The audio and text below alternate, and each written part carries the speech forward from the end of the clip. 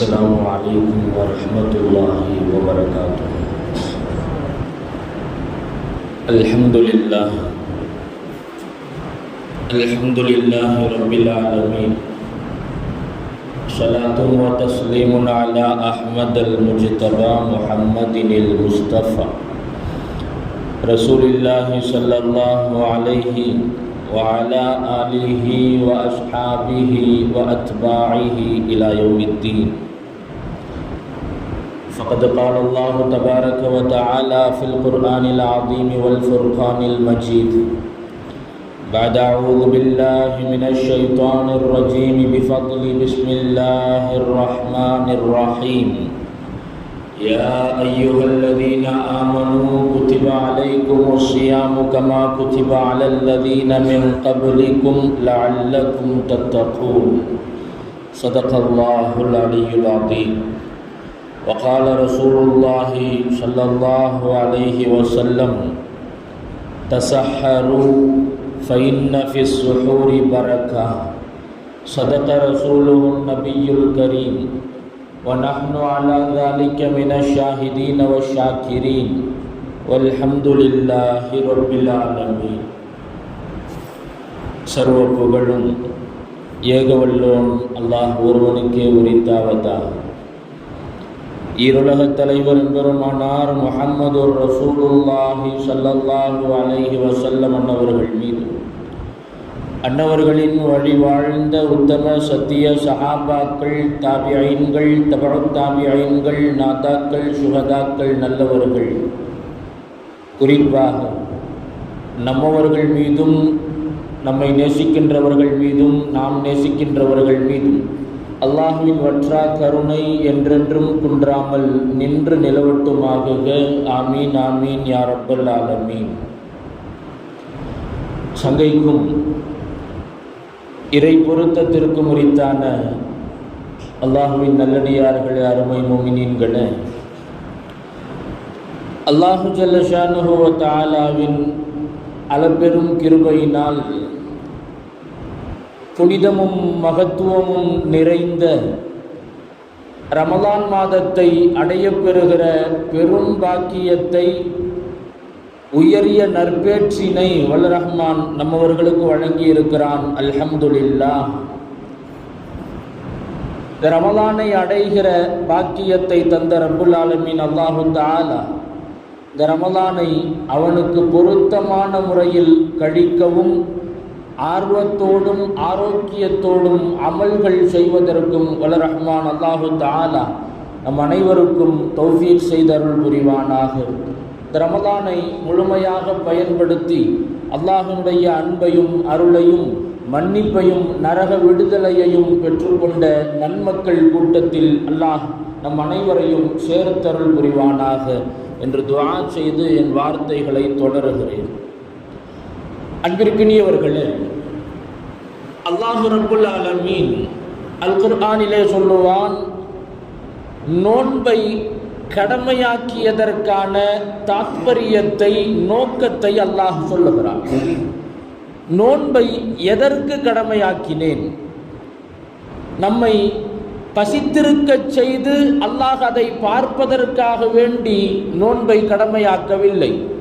நாம் தாகத்தோடு இருக்க வேண்டும், அதை அல்லாஹ் பார்க்க வேண்டும், அதற்காக நோன்பை கடமையாக்கவில்லை. அந்த பசி தாகத்தினுடைய வாட்டம் நம்முடைய முகத்திலே தென்பட வேண்டும், அதை அல்லாஹ் பார்க்க வேண்டும், அதற்காக நோன்பை கடமையாக்கவில்லை. நோன்பு கடமையாக்கப்பட்டதன் நோக்கம் அல்லாஹ் சொல்லுகிறான், யா அய்யுஹல்லதீன ஆமனூ குதிப அலைக்குமுஸ் ஸியாம். ஈமான் கொண்ட இறை விசுவாசிகளே, உங்களின் மீது நோன்பை கடமையாக்கப்பட்டிருக்கிறது. கமா குதிப அலல்லதீன மின் கபலிக்கும். உங்களுக்கு முந்தைய சமுதாயத்தினரின் மீது எப்படி நோன்பு கடமையாக்கப்பட்டிருந்ததோ அதுபோலத்தான் உங்களுக்கும் நோன்பு கடமையாக்கப்பட்டிருக்கிறது. அல்லாஹ் சொல்லுகிறான், நாம் ஏதோ இந்த நோன்பை பாரமாக நினைச்சிடக்கூடாது, கருதிடக்கூடாது. நமக்கு மட்டும் இவ்வளவு சோதனையா, இவ்வளவு கஷ்டமா, நமக்கு மட்டும் இந்த சிரமமா? இல்லை, உங்களுக்கு மட்டும் இந்த நோன்பு கடமையாக்கப்படவில்லை. உங்களுக்கு முந்தைய சமுதாயத்தினருக்கு கடமையாக்கப்பட்டதை போலத்தான் உங்களுக்கும் நோன்பு கடமையாக்கப்பட்டிருக்கிறது. எதற்காக? லஅல்லக்கும் தத்தகூன், நீங்கள் தக்வாவுடையவர்களாக ஆக வேண்டும் என்பதற்காக, இறையச்சம் உள்ளவர்களாக முத்தகீன்களாக ஆக வேண்டும் என்பதற்காகத்தான் நோன்பை கடமையாக்கி இருப்பதாக அல்லாஹ் ரப்புல் ஆலமீன் சொல்லுகிறார். அன்பிற்கினியவர்களே, நோன்பின் மூலமாக நாம் அடைய வேண்டிய பலன் என்பது தக்வாவை நாம் அடைய வேண்டும். இந்த 30 நோன்புகள் அல்லது 29 நோன்புகள் நம்மிடத்திலே ஏற்படுத்துகிற மாற்றம் எதுவாக இருக்க வேண்டும் என்றால், ரமலானை அடைவதற்கு முன்னால் இருந்த நம்முடைய நிலையும் ரமலானை அடைந்ததற்கு பின்னால் நம்முடைய நிலையும் வேறுபட்டதாக இருக்க வேண்டும். நம்மிடத்திலே தக்வா அதிகரித்திருக்க வேண்டும். நம்முடைய உள்ளத்தில் நாம் மாற்றத்தை உணர வேண்டும். முந்தைய காலத்திலும் எப்படி நாம் இருந்தோமோ அதுபோலவே தான் ரமலானிலும் நாம் இருக்கிறோம் என்றால் அந்த ரமலான் நம்மிடத்திலே மாற்றத்தை ஏற்படுத்தவில்லை என்று பொருள். சில நேரத்தில் நாம் சொல்லுவோம், நோன்பு வந்தாலும் ஒன்றும் தெரியல, முன்னாடி எப்படி இருந்துச்சு அதே மாதிரியே தான் இப்போவும் இருக்குது, ரொம்ப சோர்வோ களைப்போ அதெல்லாம் ஒன்றும் தெரியல, முன்னாடி இருந்த மாதிரியே தான் போய்கிட்டு இருக்குது. இந்த சமநிலை என்பது நம்மிடத்தில் இருக்கக்கூடாது. முன்னால் ரமலானுக்கு முன்னால் எப்படி இருந்தேனோ அதே போலத்தான் இப்போதும் இருக்கிறேன். இந்த சமநிலை இருக்கக்கூடாது. ரமலானுக்கு முன்னால் இருந்த நிலை வேறாக இருக்க வேண்டும், ரமலானில் நம்முடைய நிலை வேறாக இருக்க வேண்டும். இந்த ரமலானை சரியாக நாம் புரிந்து பயன்படுத்தினால்தான் அந்த ரமலான் நம்மிடத்திலே தக்வாவை ஏற்படுத்தும். நோன்பு நம்மிடத்திலே தக்வாவை அதிகரிக்கும். அந்த தக்வா தான் நோன்பினுடைய பலனாக இருக்கிறது, நோன்பினுடைய பிரயோஜனமாக இருக்கிறது. அருமையானவர்களே, அந்த நோன்பினுடைய பலனை நாம் அடைந்து கொள்ள வேண்டுமேயானால் நோன்பை சரியான முறையில் நாம் அமைத்துக் கொள்ள வேண்டும். எந்த ஒரு காரியமாக இருந்தாலும் சரி, நோன்பு என்று அல்ல, எந்த ஒரு காரியமாக இருந்தாலும் எந்த ஒரு செயலாக இருந்தாலும் அதன் மூலம் நமக்கு கிடைக்க வேண்டிய பலன் பரிபூரணமாக கிடைக்க வேண்டும் என்றால் அந்த செயலை நேர்த்தியாகவும் செம்மையாகவும் நாம் அமைத்திருந்தால்தான் அதன் பலனை முழுமையாக நம்மால் அறுவடை செய்ய முடியும். மார்க்கம் நமக்கு சில வழிமுறைகளை கற்றுத்தருகிறது. எந்த ஒரு செயலையும் செய்வதாக இருந்தால் ரசூலுல்லாஹி ஸல்லல்லாஹு அலைஹி வஸல்லம் அவர்கள் எந்த ஒரு செயலையும் நீங்கள் அல்லாஹ்வுடைய பெயர் கூறி நீங்கள் ஆரம்பம் செய்யுங்கள். எந்த செயலாக இருந்தாலும் அல்லாஹ்வுடைய பெயர் கூறி நீங்கள் ஆரம்பம் செய்யுங்கள் என்று சொல்லுகிறார்கள். பிஸ்மில்லாஹ் சொல்லி ஆரம்பம் செய்ய வேண்டும். குல்லு அம்ரின் ஸீ பாலின் லா யுப்தஉ ஃபீஹி பிஸ்மில்லாஹ் ஃபஹுவ அப்தர். ஒரு நன்மையான ஒரு முக்கியமான ஒரு செயல் அதை பிஸ்மில்லாஹ் என்று சொல்லி ஆரம்பிக்காமல் விட்டுவிட்டால், அல்லாஹ்வுடைய பெயர் கூறி நாம் ஆரம்பிக்கவில்லையானால் அதில் பரக்கத்து குறைந்து போகும் என்றார்கள் ரசூலுல்லாஹி ஸல்லல்லாஹு அலைஹி வஸல்லம் அவர்கள். சாப்பிடும் போதும் பிஸ்மில்லாஹ் சொல்ல வேண்டும், ஆடை அணியும் போதும் பிஸ்மில்லாஹ் சொல்ல வேண்டும், வீட்டிலிருந்து வெளியே வருகிற போது, வீட்டிற்கு உள்ளே நுழைகிற போது, வாகனத்திலே அமருகிற போது, பயணத்தை துவக்குகிற போது, நம்முடைய செயலினுடைய முடிவிலும் எல்லா நிலையிலும் அல்லாஹ்வுடைய பெயரோடு அல்லாஹ்வுடைய சிந்தனையோடு நம்முடைய செயல்கள் அமைந்திருக்க வேண்டும். பிஸ்மில்லாஹ் சொல்லி துவங்க வேண்டும் என்றார்கள். அப்போதுதான் அதிலே பரக்கத்து ஏற்படும். பெரும்பாலும் இந்த பிஸ்மில்லாஹ் சாப்பிடுகிற நேரத்தில் உணவின் போது நாம் அதிகமாக நினைவு கூறுவது உண்டு. நாம் பிரத்யேகமாக அதை சொல்வதற்கு காரணம் என்னன்னா, சின்ன பிள்ளைங்களுக்கு கூட சாப்பிடும்போது பிஸ்மில்லாஹ் சொல்லி சாப்பிடும் நாம சொல்லுவோம். பிஸ்மில்லாஹ் சொல்லி சாப்பிடலன்னா என்ன ஆகும்? வயிறு நிரம்பாதா அல்லது பசி அடங்காதா என்றால் அதுவெல்லாம் இல்லை. உலகத்தில் எத்தனையோ பேர் பிஸ்மில்லாஹ் சொல்லாமல் சாப்பிடுபவர்கள் இருக்கத்தான் செய்கிறார்கள். அவர்களுக்கு அந்த உணவு பசியை ஆற்றத்தான் செய்கிறது, அந்த உணவு அவர்களுக்கு பசியை ஆற்றத்தான் செய்கிறது, சோர்வை தணிக்கத்தான் செய்கிறது. ஆனால் இந்த பரக்கத்து என்பது வெளிப்படையானது அல்ல, அது உள்ரங்கமானது. உணவின் மூலமாக அது ஒரு பரக்கத்தை நமக்கு தரும், ஆனால் அதை நம்மால் கண்கூடாக பார்க்க முடியாது. நாம் சாப்பிடுகிற உணவு என்பது நம்முடைய இபாதத்திற்கு துணை போகக்கூடியதாக ஆகுவதும் நம்மை இபாதத்தின் பக்கம் தூண்டக்கூடியதாக இருப்பதும் எல்லாம் நாம் அந்த உணவின் போது சொல்லக்கூடிய பிஸ்மில்லாவின் பரக்கத். எனவேதான் ரசூலுல்லாஹி ஸல்லல்லாஹு அலைஹி வஸல்லம் அவர்கள் எந்த ஒரு செயலாக இருந்தாலும் உணவின் போதும் பிஸ்மில்லாஹ் சொல்லி நம்மை துவங்க சொல்லி இருக்கிறார்கள். நபி அவர்கள் எந்த காரியமாக இருந்தாலும் பிஸ்மில்லாஹ் சொல்வதை பிரியப்படுவார்கள். வலதுபுறமாக ஆரம்பிப்பதை நபி அவர்கள் பிரியப்படுவார்கள்.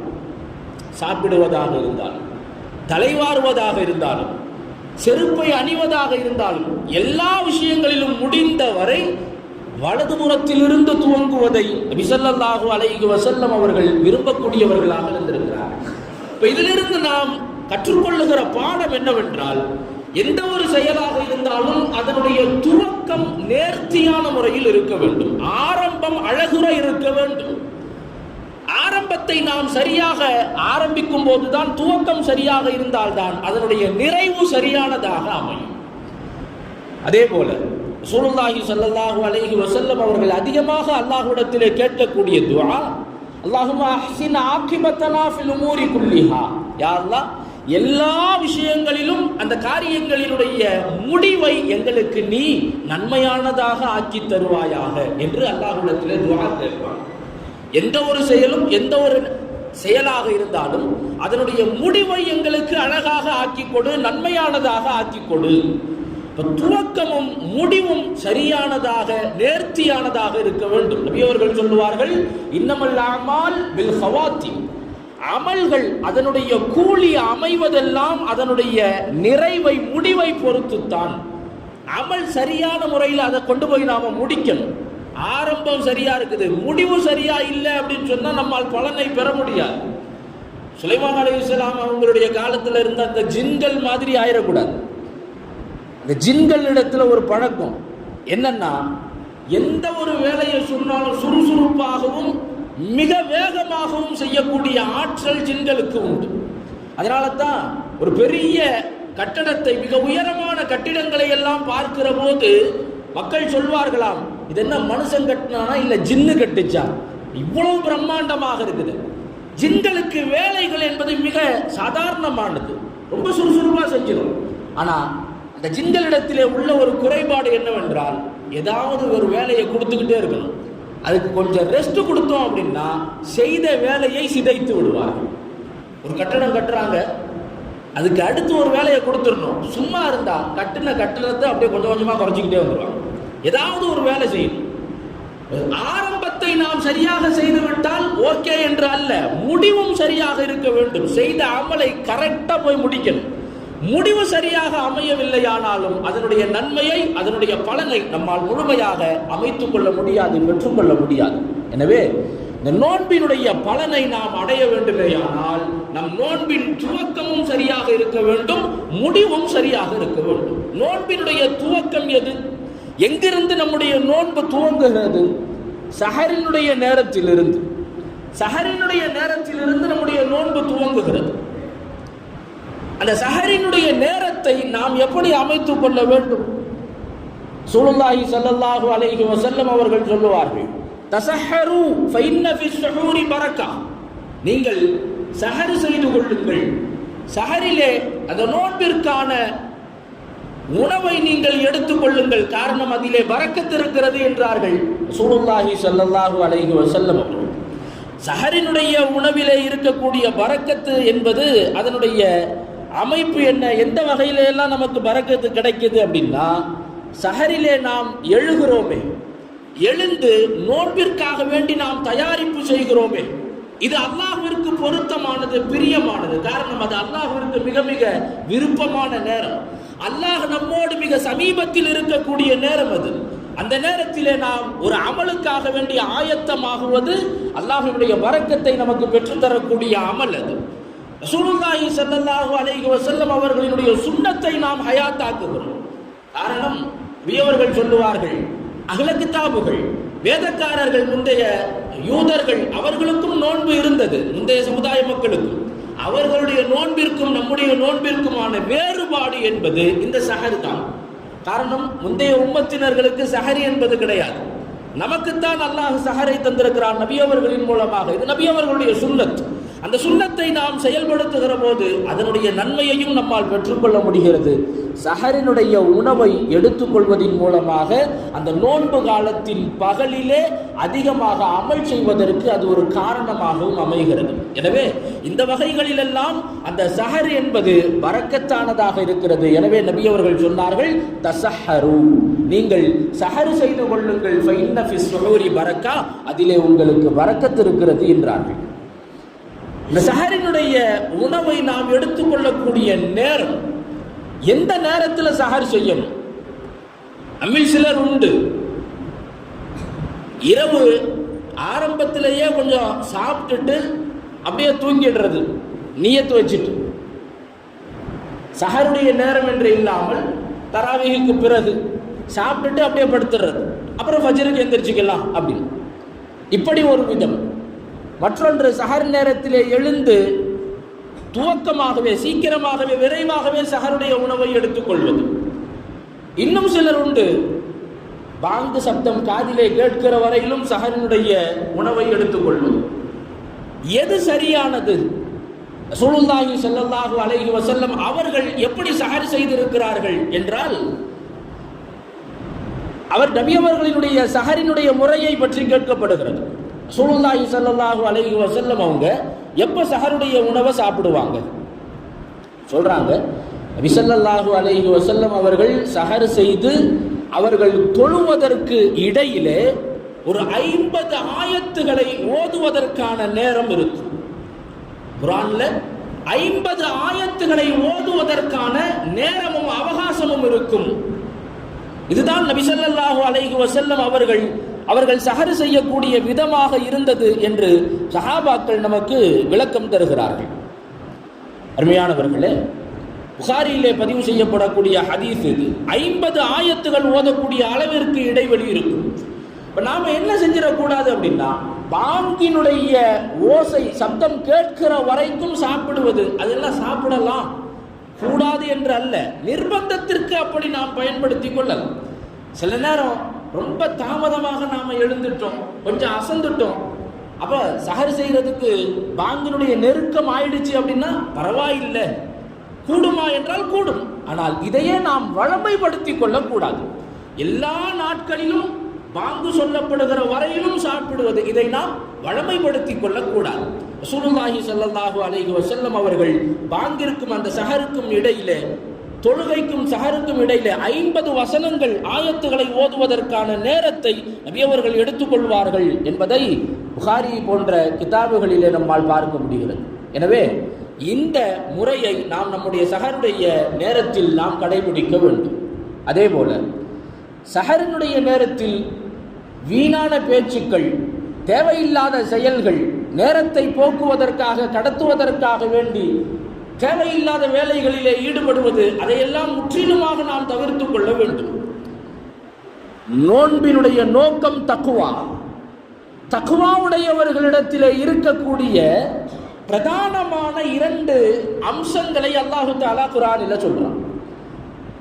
ஒருவர் முத்தகியாக இருக்கிறார், பயபக்தி உள்ளவராக இருக்கிறார் என்றால் அவரிடத்திலே இந்த 2 செயல்கள் அவரிடத்திலே நிரப்பமாக இருக்கும்.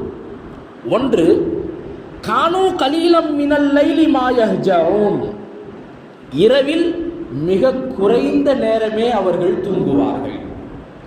இரவில் மிக குறைவாகவே அவர்கள் தூங்குவாங்க, கொஞ்ச நேரம் தான் தூங்குவாங்க. முத்தகீன்களை பற்றி அல்லாஹ் பேசி வருகிற போது அல்லாஹ் இதை சொல்லுகிறார், இரவில் கொஞ்ச நேரம் மட்டும்தான் தூங்குவார்கள், மற்ற நேரம் எல்லாம் விழித்திருந்து அவர்கள் இபாதத்து செய்வார்கள், அமல்களில் அவர்கள் ஈடுபடுவார்கள். இது முத்தகீன்களிடத்திலே இருக்கக்கூடிய பண்பு. எனவே இரவில் அதிகமாக இபாதத்திற்காக வேண்டி நாம் நேரம் ஒதுக்க வேண்டும். அதற்கு தகுந்த காலமாக இந்த ரமலானுடைய காலம் இருக்கிறது. இரவிலே குறைவாகவே தூங்குவாங்க அப்படின்னு சொன்னால் நாம அதை நம்மோடு பொருத்தி பார்க்கவும் முடியும்.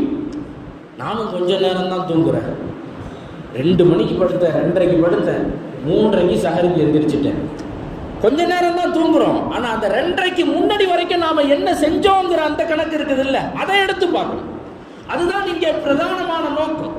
2:30க்கு படுத்தேன், 3:30க்கு எழுந்தேன், சரி இரவிலே கொஞ்ச நேரம் தான் நான் தூங்கினேன், ஆனா 2:30க்கு முன்னாடி நான் என்ன செஞ்சேன்?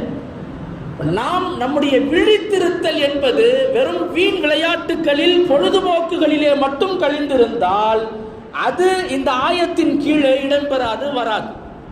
நாம் நம்முடைய விழித்திருத்தல் என்பது அல்லாஹ்விற்காக வேண்டி இருக்க வேண்டும், அமல்களை சார்ந்ததாக இருக்க வேண்டும். அல்லாஹ் தஆலா இந்த வசனத்தின் தொடர்ச்சியிலே அல்லாஹ் சொல்லுகிறான், இரவில் கொஞ்ச நேரம் மட்டும்தான் அவர்கள் தூங்குவார்கள். வபில் அஸ்ஹாரிஹும் யஸ்தக்ஃபிரூன், சஹருடைய நேரங்களில் அவர்கள் அல்லாஹ்விடத்தில் அதிகமாக பாவ மன்னிப்பு தேடுவார்கள். சஹருடைய நேரத்தில் அல்லாஹ்விடத்தில் அதிகமாக பாவ மன்னிப்பு தேடுவார்கள் என்று அல்லாஹ் சொல்லுகிறார். சஹருடைய நேரத்தில் நாமும் அல்லாஹ்விடத்திலே பாவ மன்னிப்பு கோரக்கூடியவர்களாக நாம் இருக்க வேண்டும். பாவ மன்னிப்பு தேடுவது என்றால் என்ன? முஃபஸ்ஸிரீன்கள் நமக்கு சொல்லித் தருகிறார்கள். ஒன்று, அல்லாஹ்விடத்திலே இஸ்திக்ஃபார் செய்வது, அஸ்தக்ஃபிருல்லாஹ் அஸ்தக்ஃபிருல்லாஹ் என்று சொல்வதும் பாவ மன்னிப்பு தேடுவதுதான். ரப்பனா ஃகிர் லனா, யா அல்லாஹ் எங்களை மன்னிப்பாயாக. இதுவெல்லாம் இஸ்திக்ஃபாரினுடைய வார்த்தைகள். இந்த வார்த்தைகளை சொல்வதாக இருக்கலாம், அல்லது நம்முடைய பாவங்களை மன்னிப்பதற்கு எதுவெல்லாம் காரணமாக ஆகுமோ அது போன்ற அமல்களிலே நாம் ஈடுபடுவதாக இருக்கலாம். தஹஜ்ஜுதுடைய தொழுகையாக இருக்கலாம், விக்ர் ஸலவாத் திலாவத்துல் குர்ஆன், குர்ஆனை ஓதுவதாக இருக்கலாம். இந்த அமல்களிலே நாம் ஈடுபட வேண்டும். சஹரினுடைய நேரத்தை நாம் இந்த வகையிலே அமைத்துக் கொள்ள வேண்டும். நோன்பினுடைய துவக்கத்தை நாம் மிக நேர்த்தியாக அமைத்துக் கொள்ள வேண்டும். நம்முடைய நோன்பினுடைய நிறைவு பகுதி என்பது இஃப்தாரினுடைய நேரம். இஃப்தாரினுடைய நேரம் ரசூலுல்லாஹி ஸல்லல்லாஹு அலைஹி வஸல்லம் அவர்கள் சொன்னார்கள், லிஸ்ஸாயிமி ஐந்த ஃபித்ரிஹி தஅவத்துல் முஸ்தஜாபா. ஒரு நோன்பாளி நோன்பு திறக்கக்கூடிய நேரத்தில் அவர் கேட்கிற துஆ என்பது அல்லாஹ்விடத்திலே ஒப்புக்கொள்ளப்படக்கூடியதாக இருக்கிறது. நோன்பாளி இஃப்தாரினுடைய நேரத்திலே கேட்கக்கூடிய துஆ அல்லாஹ்விடத்திலே அங்கீகாரத்திற்கு உரியது என்றார்கள் ரசூலுல்லாஹி ஸல்லல்லாஹு அலைஹி வஸல்லம் அவர்கள். நோன்பினுடைய துவக்கத்தை நாம் சரி செய்து விட்டால் அடுத்து மிக அதிகம் கவனம் செலுத்த வேண்டியது இஃப்தாரினுடைய நேரத்தில். இஃப்தாரினுடைய நேரத்தை மிக சரியான முறையிலே நாம் பயன்படுத்த வேண்டும். அது நமக்கு கிடைத்திருக்கக்கூடிய மிக பொக்கிஷமான பாக்கியமான நேரம். அது அந்த நேரத்திலே கேட்கப்படக்கூடிய துஆ அது மறுக்கப்படாது என்றார்கள் ரசூலுல்லாஹி ஸல்லல்லாஹு அலைஹி வஸல்லம் அவர்கள். அந்த நேரத்தை நாம் சரியாக அமைத்துக் கொள்ள வேண்டும். நாம் நண்பர்களோடு நோன்பு திறக்கலாம், நண்பர்களோடு அல்லது குடும்பத்தாரோடு நோன்பு திறக்கலாம். அந்த நேரத்திலே அமர்ந்து தேவையில்லாத பேச்சுக்களிலே, வீண் பேச்சுக்களிலே ஈடுபடுவது, இன்னும் நேரம் போக மாட்டேங்குதே, கொஞ்ச நேரத்தை கடத்துவதற்காக வேண்டி பொழுதுபோக்காக பேசுவதும் பொழுதுபோக்கான செயல்களிலே ஈடுபடுவதும் எல்லாம் நம்முடைய நன்மை, நோன்பினுடைய நன்மையை அது குறைத்துவிடும், பாழாக்கிவிடும் என்பதை நாம் கவனப்படுத்திக் கொள்ள வேண்டும். அந்த நேரம் மிக பாக்கியமான நேரம். நமக்கு நிறைய தேவைகள் இருக்கிறது. தேவையில்லாத மனிதன் யாரும் இல்லை. நிறைய தேவைகள் இருக்கிறது. குடும்ப ரீதியாக, பொருளாதார ரீதியாக, ஆரோக்கிய ரீதியாக, எல்லா விஷயங்களிலும் நாம் தேவையுள்ளவர்களாக இருக்கிறோம். அல்லாஹ்விடத்திலே தேவையை கேட்பதற்கு ஒரு நல்ல பாக்கியமான ஒரு நேரத்தை அல்லாஹ் தந்திருக்கிறான். அதை நாம் பயன்படுத்திக் கொள்ள வேண்டும். வீண் பேச்சுக்களை தவிர்க்க வேண்டும், வீணான செயல்பாடுகளை தவிர்க்க வேண்டும். மிக குறிப்பாக நம்முடைய வீடுகளிலே இருக்கக்கூடிய பெண்கள் பெரும்பாலும் இந்த இஃப்தாரினுடைய நேரத்தை சரியாக பயன்படுத்துவதற்கான அவகாசம் அவர்களுக்கு கிடைக்கப் பெறாமல் போகிறது. காரணம், அந்த இஃப்தாருக்கான தயாரிப்புகளில், அதற்கான உணவு பதார்த்தங்களை தயார் செய்வது, இதில் அதிகமான நேரத்தை எடுத்துக்கொள்வதனால் அவர்கள் வேலை செய்யும் போதே திக்ர் செய்துகிட்டே செய்யலாம், துஆ செய்து கொண்டே வேலை செய்யலாம். இருந்தாலும் கூட அதற்கான ஒரு முறையோடு, ஒழுங்குமுறையோடு அமர்ந்து அல்லாஹ்விடத்திலே இரு கரம் ஏந்தி துஆ செய்வதுதான் துஆவினுடைய ஒழுக்கமாக இருக்கிறது, துஆவினுடைய முறையாக இருக்கிறது. எனவே நம்முடைய இல்லத்து பெண்களுக்கு அந்த அவகாசத்தை நாம் ஏற்படுத்தி கொடுக்க வேண்டும்.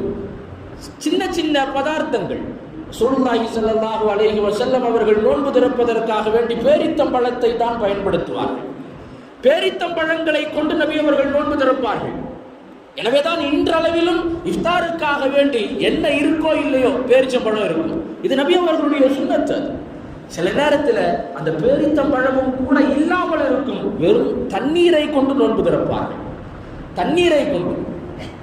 இன்னைக்கு நம்மில் சில பேர் நம்ம என்ன செஞ்சிடறோம் அப்படின்னு சொன்னா, வீட்டில் இஃப்தாருக்கு உட்காரும் போது அங்க எண்ணிக்கை குறைவாக இருந்தா இன்னைக்கு இவ்வளவுதானா அப்படின்னு அந்த பதார்த்தங்களை அதிகமாக எதுவும் தேவையில்லாதது, அது நோன்பை திறப்பதற்காக வேண்டி அவ்வளவு பதார்த்தங்கள் உணவு பண்டங்களை எடுத்துக்கொள்ள வேண்டும் என்பது அவசியம் இல்லாதது. எனவே ஒரு சில உணவு பண்டங்கள் இருந்தால் போதுமானது. மீதமுள்ள நேரங்களை துஆவிலே, திக்ரிலே, தஸ்பீஹாத்துகளிலே நாம் பயன்படுத்தினால் அந்த நேரத்தை நாம் சரியாக அமைத்துக் கொள்ள முடியும். இந்த 2 நேரங்களிலும் நாம் மிகுந்த கவனத்தோடு இருக்க வேண்டும். சஹரினுடைய நேரமும் இஃப்தாரினுடைய நேரமும் நமக்கு மிக பாக்கியமான நேரங்கள். அப்ப இடைப்பட்ட நேரம் எல்லாம் துவக்கமும் முடிவும் சரியாக அமைந்து விட்டால் இடைப்பட்ட நேரங்களில் நம்முடைய அமல்கள் இயல்பாகவே அது சீராகிவிடும். நம்முடைய செயல்கள் அல்லாஹ்விற்கு பொருத்தமான வழியிலே அமைந்துவிடும். எனவே துவக்கத்தையும் முடிவையும் நாம் மிகுந்த கவனமாக கையாள வேண்டும். மிக நேர்த்தியாக நாம் அதை அமைத்துக் கொள்ள வேண்டும். வல்லரஹ்மான் அல்லாஹு தஆலா அத்தகைய உயர்ந்த நற்பாக்கியத்திற்குரியவர்களாக அல்லாஹ் நம் அனைவரையும் ஆக்கி அருள் புரிவானாக. அல்லாஹ் ரப்புல் ஆலமீன் எந்த நோன்பை நம்மிடமிருந்து எதிர்பார்க்கிறானோ அப்படிப்பட்ட நோன்பை இஹ்லாஸோடு அல்லாஹ்விற்காக வேண்டி நோக்கக்கூடிய நன்மக்களாக அல்லாஹ் நம் அனைவரையும் ஆக்கி அருள் புரிவானாக. அந்த நோன்பினுடைய சவாபை, அந்த நோன்பினுடைய பலனை நிறைவாக நிரப்பமாக அடைந்து கொண்ட நன்மக்கள் கூட்டத்தில் அல்லாஹ் நம் அனைவரையும் சேர்த்தருள் புரிவானாக. அல்லாஹ்வுடைய அன்பையும் அருளையும் மன்னிப்பையும் நரக விடுதலையையும் பெற்றுக்கொண்ட நன்மக்களாக அல்லாஹ் நம் அனைவரையும் ஆக்கி அருள் புரிவானாக. பிஹக்கி சய்யிதினா முஹம்மதின் ஸல்லல்லாஹு அலைஹி வஸல்லம் வ ஆகிர் தஅவானா அனில் ஹம்துலில்லாஹி ரப்பில் ஆலமீன். அஸ்ஸலாமு அலைக்கும் வ ரஹ்மத்துல்லாஹி வ பரகாத்துஹு.